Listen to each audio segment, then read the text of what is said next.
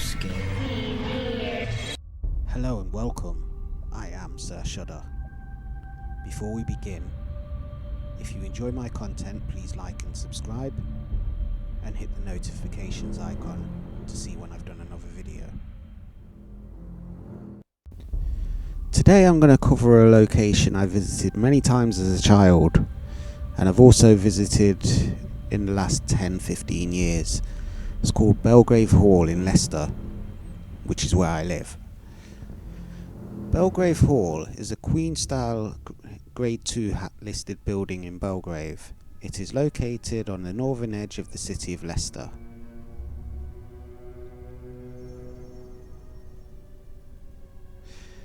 It was built as a family home for Edmund and Anne Craddock in 1709 in the midst of 2 acres, 8,100 square metres of walled gardens in Belgrave, Leicester. Only 2 years after its completion, both Edmund and Anne died, and as it was then owned by the Simmons family for 45 years, the Van family for 78 years, during which time they also built the nearby Belgrave House. The Ellis family for 76 years and Thomas Morley for 13 years. In 1936 it was bought by Leicester City Council, at which point it became a museum. The council recently made the decision to use the house and gardens as a heritage site rather than a museum, and it is now only open for certain times during the summer months. It is also available for private functions such as weddings and ghost watches. Belgrave Hall was built as a substantial family home between 1709 and 1713 by Edmund Craddock, a Leicester hosiery merchant on the site adjacent to Belgrave Church.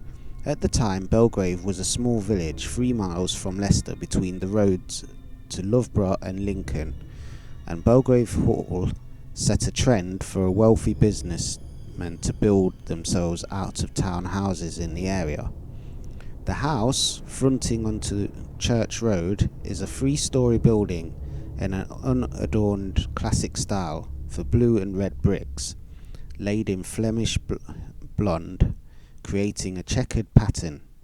There are lead rainwater heads with the Craddock family crest, some of which have a 1709 date and others with 1713. This unusually long construction period, along with the brickwork and ground plan irregularities on the south side, may imply a redesign or halt to construction when building was underway. The road frontage has imposing wrought iron gates, which incorporate the EC monogram, leading to the recessed doorway and a brick parapet, which hides the 3 hipped gables on the roof, creating a very rectangular facade. The Craddocks. Edmund Craddock, cousin of Knighton and nephew of Henry Hastings of Belgrave Old Hall, and his wife Anne are presumed to have moved into what was then known as the Mansion House by 1713. However, Edmund died while visiting Bath on the 21st of April 1715. 2 years after the house was completed, under the terms of the will, his married daughter Jane was to receive £1,000, with the residue split equally between the 2 younger children, who, like their parents, were named Anne and Edmund. Their mother receiving nothing from the will, and it is known how long she survived her husband in order to begin distributing the assets of the estate. The executors agreed the sale of the mansion house in February 1716 for £1,350 to John Simmons, who bought a further 16 acres of land nearby the following year. There may have been a delay in repayment for these, as the interest payment also became due. However, the beneficiaries were clearly disappointed with both the slowness and the amount realised. They had anticipated a total of some £5,000, including property and effects. But by the time debts and costs had been paid, there was not much left behind. The £1,000 left to Jane in 1718 to 1719, the actions of the executors were challenged by the younger daughter Anne and her husband, James Holwell, who filed a petition to the Court of Chancery. The outcome of the cases is not clear, but the mansion house remained firmly in the possession of John and Helen Simmons. The Simmons family. John Simmons had previously inherited the land opposite the hall, which at the time was orchards and paddocks, running down to the River Soar. John and Helen had 2 sons, and when in 1750 John died, he had land and property elsewhere to leave to his older son, Rev. Nicholas Simmons. The younger son, Nicholas, inherited the now extensive Belgrave Hall estate. However, within 17 years, Nicholas had mortgaged the property, and in 1757 he moved to Gulmy and let out Belgrave Hall to an old family friend, Sarah Boothby. In 1766 Sarah died, and unable to make their mortgage payments, Nicholas and Elizabeth appeared in court. The result was the hall and lands were put up for sale and bought by William Southwell, a linen draper from Nottingham, who along with his brother-in-law William Van based their framework knitting business at the hall, utilised the substantial outhouses for warehousing and office space. The Van family hall and house. In 1767, William Southwell died, leaving Belgrave Hall to 2 of the Van sons, William and Richard, who with their younger brother James lived in the hall and were partners in the Belgrave-based hosiery business. William, who in 1785 went on to become High Sheriff of Leicestershire, built himself a house in 1776 named Belgrave House on the other side of the road from the hall. It was built in a sleek family classic style and is also a Grade 2 listed building. The gardens on the side of the church road were divided between the 2 properties. Richard and James continued in the hall, and when Richard died unmarried in 1796, the hall and his half of the estate passed on to James, who had the previous year married Hannah Clayton, daughter of the local vicar. When he was aged 49 and she was 38 in 1803, James, like his brother William, served as a High Sheriff of Leicestershire. None of the brothers had any children, so when James died in 1812, his will left the Hall estate to his wife for her lifetime, and then to his cousin, Anne Hunt. Hannah survived for another 32 years and died in 1844, by which time Anne Hunt had married into the Marston family of Enderby and had already died. The Belgrave estate, which had by then become heavily mortgaged, was sold by Anne's heirs in 1845 to a railway entrepreneur called John Ellis. John Ellis and his daughters. John Ellis took possession of Belgrave Hall in 1847 when he was 58, with a wife and 7 daughters. By the time he moved from Beaumont Leys to the Hall, he was one of Leicester's most prominent figures.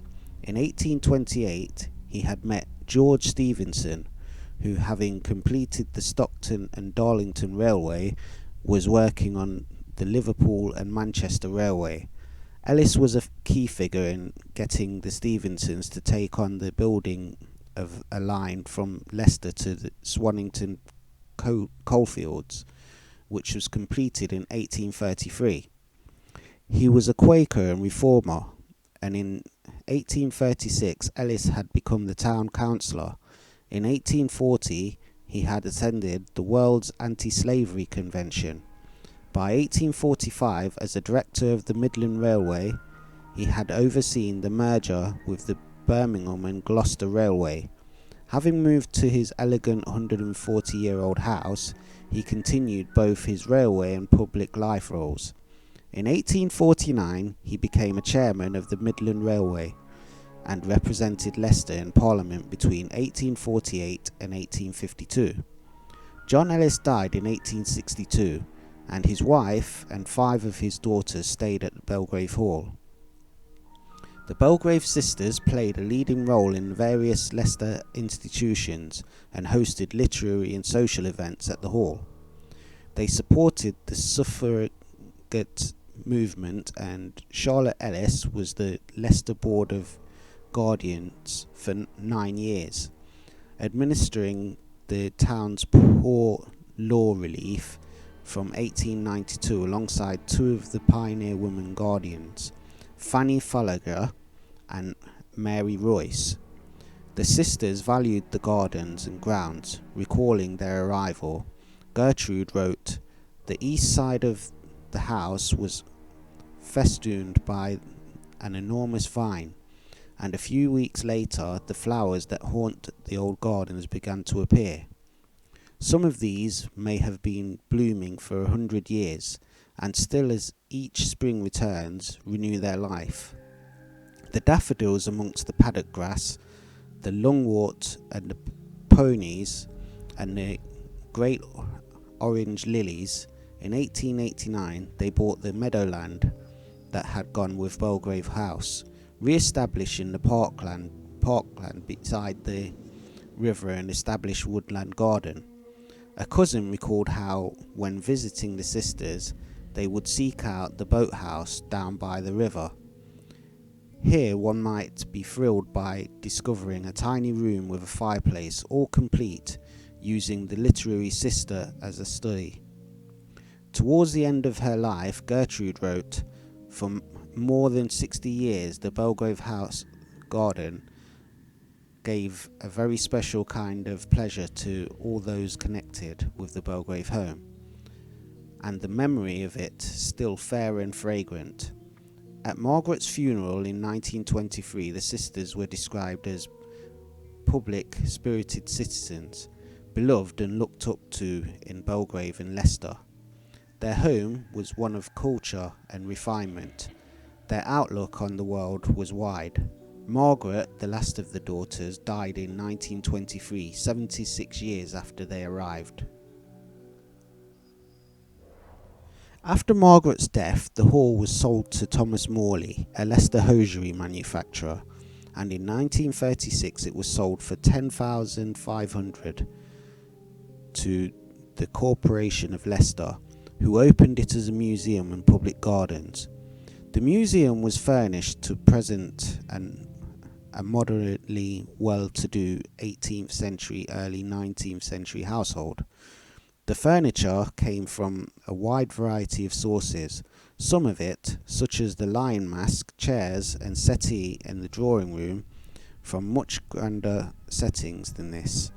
A refit in 2005 added more details about the servants' quarters and shows the contrasting lifestyles of the upper and middle class family and domestic servants in Victorian society. On the opposite side of the road is the parkland running down to the river. This was at various times the gardens for Belgrave Hall and Belgrave House, but is now known as Belgrave Gardens and is open to the public. 2 acres of gardens at the back of the hall are open to public on Wednesdays and first full weekend of every month during summer season, which runs from April to September. These retain features first laid out by John Ellis in 1850. With formal garden features, walled kitchen gardens and glass houses, former outbuildings have been converted to a small craft village of 6 workshop units. The formal gardens now also contain statues and monuments from the lost Leicestershire gardens, such as the memorial to Edward Holdsworth, from Gopsall Hall. 4 statues remain from the original collection of 16 that were bought by the Vans sometime before 1790. Those appear to have been a diverse collection of mythological subjects bought in Italy by Colonel Hewitt of Stretton Hall and brought from his estate by the Vans. They were described by John Frosby in his Leicestershire Views as being Pomona, Diana, Flora, Ceres, Hercules, Venus and Satyr, a Turk and his consort, 2 emperors and a pope. Hannah Van's will at her death in 1842 notes the statues as items she hoped could stay in the family. 12 appear to have been taken to Enderby by her heirs, where they were locally known as the 12 Apostles, but have since been dispersed and mostly not been traced. Of the 4 that remain, perhaps because they were larger and less easily moved, 2 are in formal gardens, and maybe Frosby's Ceres and Hercules. The other 2 stand inside what were once the gates of Belgrave House, now part of Belgrave Gardens, and are both statues of the Greek god Telamon, but maybe that what Frosby describes as the 2 emperors. Paranormal. In 1999, Belgrave Hall became famous across the world when 2 ghostly figures were recorded on security cameras outside the hall. The building remained of interest to ghost hunters long after this sighting was explained. The ISPR, International Society for Paranormal Research, examined the footage and decided the image was environmental in nature rather than paranormal, namely a falling leaf, but went on to identify quite a few cold spots and residual forces. The team from Ghost Hunters International concluded it was most likely people with reflective jackets walking around. Living TV's Most Haunted crew investigated here in 2003 with celebrity guests Vic Reeves and his wife Nancy Sorrell. Belgrave Hall was featured on the 26th of June in 2012 episode of Fact or Faked Paranormal Files. I will include videos from both of these. Captured what appear to be 2 ghostly apparitions in the grounds of Belgrave Hall Museum. No one can explain what or who they are. Our correspondent Emma Simpson went to investigate. A wet, dark Sunday morning and security cameras capture 2 mysterious figures. They only appear for a few seconds, followed by a swirling white mist on top of the wall. The image appears for a second, upwards of 5 seconds. It's not walked into picture, it's not flown into picture, and it's not been blown into picture. It is a complete mystery.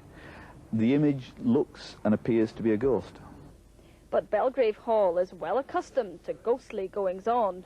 There have been supernatural sightings here before. A Victorian lady's been seen on the stairs, footsteps have been heard, and even the smells of old-fashioned cooking have apparently wafted through the building.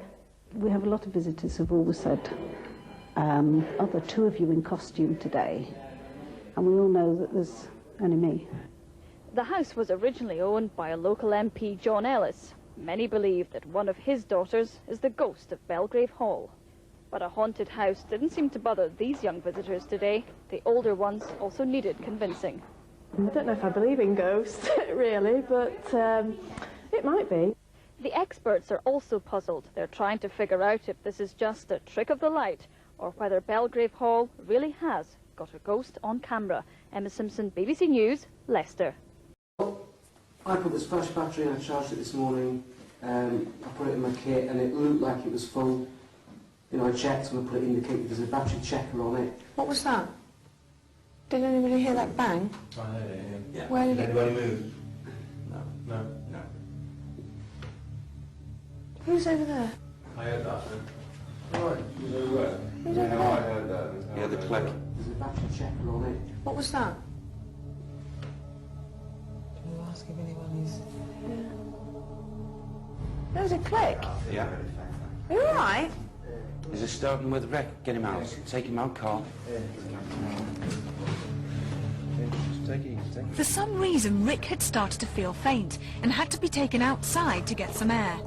It was some time later that Rick could explain to us what had happened.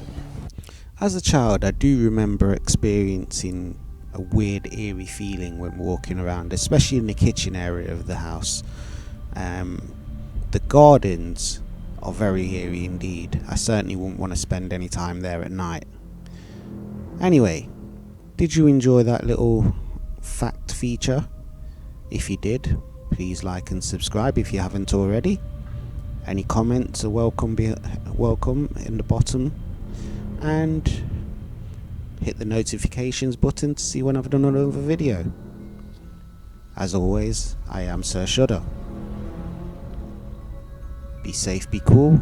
See you soon.